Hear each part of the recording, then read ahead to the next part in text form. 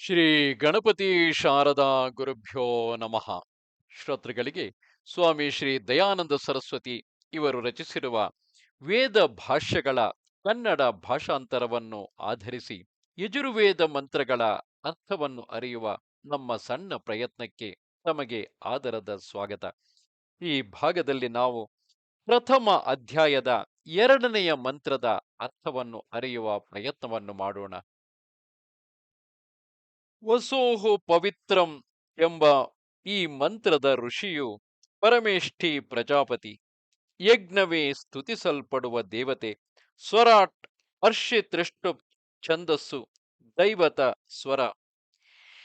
ಆ ಯಜ್ಞವು ಅಂದರೆ ಹಿಂದಿನ ಮಂತ್ರದಲ್ಲಿ ವಿವರಿಸಿದ ಯಜ್ಞವು ಯಾವ ಪ್ರಕಾರವಾಗಿ ಇರುತ್ತದೆ ಎಂಬುದನ್ನು ಈ ಮುಂದಿನ ಮಂತ್ರವು ಉಪದೇಶಿಸುತ್ತದೆ.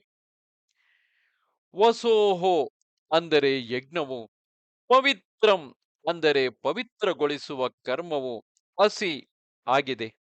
ದ್ಯೌಹು ಅಂದರೆ ಸೂರ್ಯರಶ್ಮಿಯಲ್ಲಿ ನೆಲೆಸಿ ವಿಜ್ಞಾನ ಪ್ರಕಾಶಕ್ಕೆ ಕಾರಣವಾಗಿ ಅಂದರೆ ತತ್ವಜ್ಞಾನವನ್ನು ಅರಿಯುವುದಕ್ಕೆ ಕಾರಣವಾಗಿ ಅಸಿ ಆಗುತ್ತದೆ.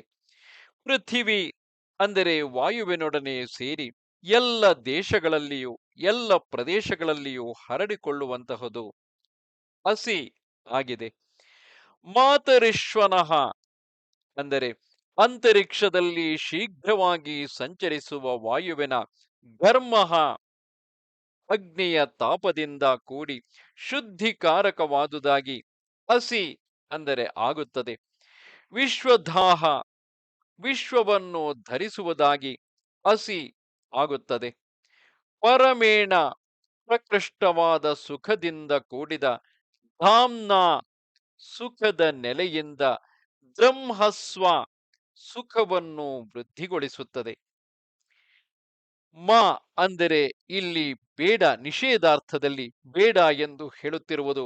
ಹ್ವಾಹ ಅಂದರೆ ಈ ಯಜ್ಞವನ್ನು ತ್ಯಜಿಸುವುದು ಬೇಡ, ಅಂದರೆ ಈ ಯಜ್ಞವನ್ನು ಮಾಡದೆ ಇರುವುದು ಬೇಡ ಎಂಬ ಅರ್ಥದಲ್ಲಿ ಹೇಳಲಾಗಿದ್ದು, ನಿನ್ನ ಏ ಅಂದರೆ ನಿನ್ನ ಯಜ್ಞಪತಿ, ಯಜ್ಞದ ಸ್ವಾಮಿ ಅಂದರೆ ಯಜ್ಞವನ್ನು ಆಚರಿಸುವವನು, ವಾರ್ಷೀತ್ ಯಾವುದೇ ಕಾರಣಕ್ಕೂ ಯಜ್ಞವನ್ನು ಬಿಡುವುದು ಬೇಡ ಎನ್ನಲಾಗುತ್ತಿದೆ. ಇದರ ಭಾವಾರ್ಥವು ಹೀಗಿದೆ. ಸಾಮಾನ್ಯವಾಗಿ ಯಜ್ಞವೆಂದರೆ ನಮ್ಮ ಮನಸ್ಸಿನಲ್ಲಿ ಬರುವುದು ಬೆಂಕಿಯಲ್ಲಿ ಅಥವಾ ಅಗ್ನಿಯಲ್ಲಿ ಮಾಡುವಂತಹ ಹೋಮವೆಂದು. ಹೋಮಕ್ಕೂ ಯಜ್ಞಕ್ಕೂ ಬಹಳ ಅಂತರವಿದೆ. ಯಜ್ಞವು ಪ್ರಮುಖತಃ ಸಮರ್ಪಣಾ ಮನೋಭಾವವನ್ನು ಸೂಚಿಸುತ್ತದೆ. ಇಲ್ಲಿ ಯಜ್ ಧಾತುವಿನ ಅರ್ಥಕ್ಕೆ ಅನುಸಾರವಾಗಿ ಯಜ್ಞ ಶಬ್ದದ ಅರ್ಥವನ್ನು ಮೂರು ವಿಧವಾಗಿ ಹೇಳಲಾಗಿದೆ.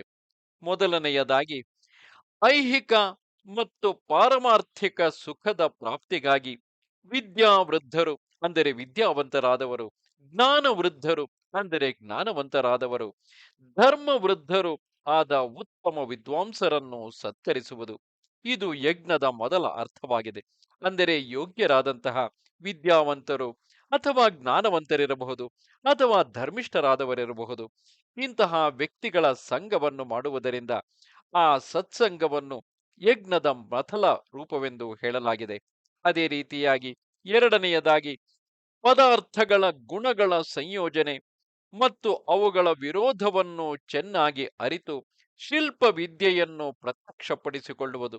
ಅಂದರೆ ಪದಾರ್ಥಗಳ ಗುಣ ಸ್ವರೂಪಗಳನ್ನು ಅರಿತು ಯಾವ ಯಾವ ಪದಾರ್ಥಗಳನ್ನು ಸೇರಿಸಬಹುದು, ಯಾವ ಪದಾರ್ಥಗಳನ್ನು ಸೇರಿಸಬಾರದು, ಯಾವ ಯಾವ ಪದಾರ್ಥಗಳನ್ನು ಸೇರಿಸುವುದರಿಂದ ಯಾವ ಪರಿಣಾಮ ಉಂಟಾಗುತ್ತದೆ, ಈ ಮೂಲಕ ನಾವು ಮಾಡುವಂತಹ ಕ್ರಿಯಾ ಕರ್ಮಗಳಲ್ಲಿ ಯೋಗ್ಯವಾದ ಪದಾರ್ಥಗಳನ್ನು ಯೋಗ್ಯವಾದ ರೀತಿಯಲ್ಲಿ ಬೆರೆಸುವ ಗುಣವನ್ನು ಪಡೆದುಕೊಳ್ಳುವುದು. ಅದೇ ರೀತಿ ಯಜ್ಞವೆಂಬ ಪದಕ್ಕೆ ಮೂರನೆಯ ಅರ್ಥವಾಗಿ ಸದಾ ವಿದ್ವಾಂಸರ ಜೊತೆ ಸೇರುವುದು ಹಾಗೂ ಶುಭ ವಿದ್ಯೆ, ಸುಖ, ಧರ್ಮ ಮೊದಲಾದ ಸದ್ಗುಣಗಳನ್ನು ಸದಾ ದಾನ ಮಾಡುವುದು.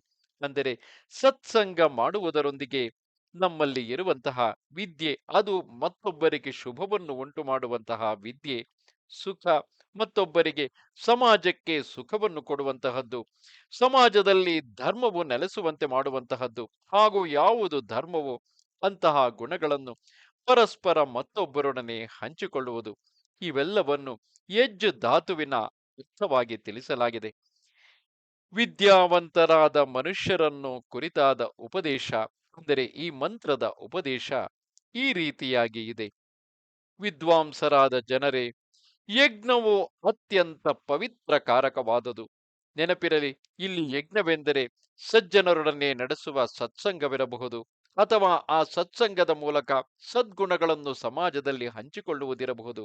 ಅದೇ ರೀತಿ ಯೋಗ್ಯ ಪದಾರ್ಥಗಳನ್ನು ಯೋಗ್ಯ ಸಂದರ್ಭದಲ್ಲಿ ಯೋಗ್ಯ ರೂಪದಲ್ಲಿ ಬಳಸುವುದಿರಬಹುದು. ಆ ರೀತಿಯಾದ ಯಜ್ಞವು ಅತ್ಯಂತ ಪವಿತ್ರ ಕಾರಕವಾದುದು. ಯಜ್ಞದಿಂದ ಪರಿಶುದ್ಧಿಯು ಉಂಟಾಗುವುದು. ಯಜ್ಞದ ಪ್ರಭಾವವು ಅಂದರೆ ಅಂತಹ ಸತ್ಸಂಗದ ಪ್ರಭಾವವು ಪೃಥ್ವಿಯಲ್ಲೆಲ್ಲ ಹರಡಿ ರಾಜ್ಯ, ರಾಜನೀತಿ, ಬಲ ಮುಂತಾದವುಗಳ ರಕ್ಷಣೆಯಾಗುವುದು. ಐಹಿಕ ಮತ್ತು ಪಾರಮಾರ್ಥಿಕ ಸುಖವು ಹೆಚ್ಚುವುದು. ಅದು ಇಹಲೋಕದ್ದೇ ಇರಲಿ ಅಥವಾ ಪರಮಾರ್ಥದ್ದೇ ಇರಲಿ. ಜನರಲ್ಲಿ ಕುಟಿಲತೆಯು ತೊಲಗಿ ಪರಸ್ಪರ ಸದ್ವ್ಯವಹಾರ ಮುಂತಾದ ಶ್ರೇಷ್ಠ ಗುಣಗಳು ಉಂಟಾಗುವವು. ಮನುಷ್ಯರಲ್ಲಿ ಪರೋಪಕಾರ ಬುದ್ಧಿಯು ಬೆಳೆಯುವುದು. ಆದ್ದರಿಂದ ಪರೋಪಕಾರಕ್ಕಾಗಿ ಮತ್ತು ಆತ್ಮ ಸುಖಕ್ಕಾಗಿ ವಿದ್ಯೆ ಮತ್ತು ಪುರುಷಾರ್ಥಗಳಿಂದ ಕೂಡಿ ಪ್ರೀತಿಪೂರ್ವಕವಾಗಿ ನಿತ್ಯವೂ ಯಜ್ಞಾನುಷ್ಠಾನವನ್ನು ಮಾಡಬೇಕು. ಪರೋಪಕಾರ ಎಂದರೆ ಸಮಾಜಕ್ಕೆ ಉಪಕಾರಿಯಾಗಿಯೂ ಹಾಗೂ ನಮ್ಮ ಜೊತೆಗೆ ನಮ್ಮ ಸುಖಕ್ಕಾಗಿಯೂ ನಮ್ಮಲ್ಲಿ ಪುರುಷಾರ್ಥ ಸ್ವರೂಪಗಳಾದಂತಹ ಧರ್ಮ, ಅರ್ಥ, ಕಾಮಗಳ ಸಂಗ್ರಹಕ್ಕಾಗಿಯೂ ನಾವು ಪ್ರೀತಿಪೂರ್ವಕವಾಗಿ ನಿತ್ಯವೂ ಈ ಯಜ್ಞದ ಅಂದರೆ ಸತ್ಸಂಗದ ಹಾಗೂ ಸದ್ವಸ್ತುಗಳನ್ನು ಹಂಚಿಕೊಳ್ಳುವಂತಹ, ಸದ್ಗುಣಗಳನ್ನು ಹಂಚಿಕೊಳ್ಳುವಂತಹ ಹಾಗೂ ಪದಾರ್ಥಗಳ ಗುಣವನ್ನು ಅರಿಯುವಂತಹ ಯಜ್ಞವನ್ನು ನಿರಂತರವಾಗಿ ಪ್ರೀತಿಪೂರ್ವಕವಾಗಿ ನಡೆಸಬೇಕು ಎಂಬುದು ಈ ಮಂತ್ರದ ಭಾವಾರ್ಥವಾಗಿದೆ. ನಮಸ್ತೆ ಶಾರದೆ ದೇವಿ ಕಾಶ್ಮೀರ ಪುರವಾಸಿನಿ ತ್ವಾಮಹಂ ಪ್ರಾರ್ಥೆಯೇ ನಿತ್ಯಂ ವಿದ್ಯಾದಾನಂಚ ದೇಹಿಮೆ. ನಮಸ್ಕಾರ.